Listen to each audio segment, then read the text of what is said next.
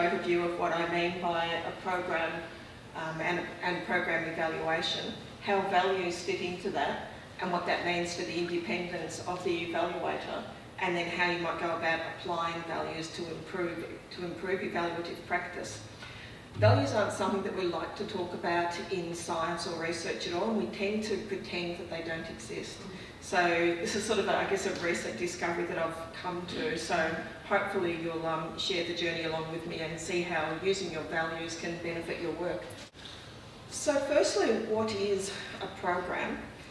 There's a few different definitions of a program, but I think generally for most areas, a program is the way government delivers services. It provides a framework for delivery of the services and also for their evaluation. So it talks about the logic of the program works. So in an ideal world, how the different parts fit together. So what I have up there is a very simple program logic model that shows how a program in theory should work. So you have a certain amount of resources, inputs, usually money. You use that to deliver a certain amount of activities, which could be projects, they could be a whole range of different things. Because of those activities, you have a certain amount of outputs that you can measure. So if it's an education program, it might be as simple as bums on seats. And then there are longer term outcomes. So again, if you're looking at education, a longer term outcome might be changing work practices. So something that you can't measure immediately. And then usually outcomes are divided up again, looking at immediate outcomes and then longer term impacts.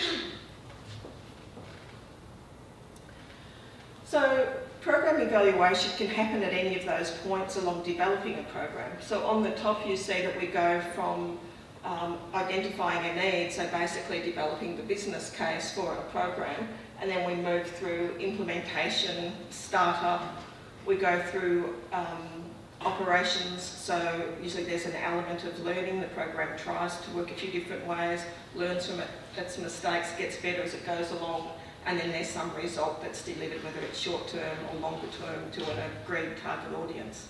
So evaluation can pop up at any point in time. So from a needs assessment in those early stages, so probably we would call those two early stages are more around appropriateness of the design. So does the program meet a need?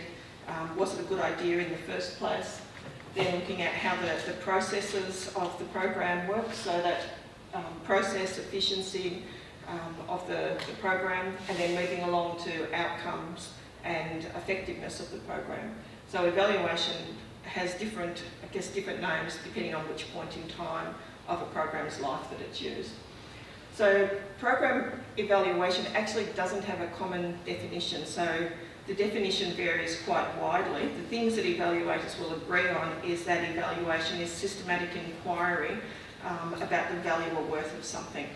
There's big debate about whether evaluation is research or whether it's actually about quality assurance and system improvement.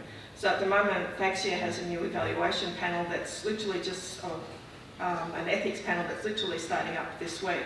And in their determination, they've decided that evaluation is primary research and it's not about quality assurance. So other departments take a different view. But the common elements is that it's about a systematic investigation of value or worth, hence the evaluation element.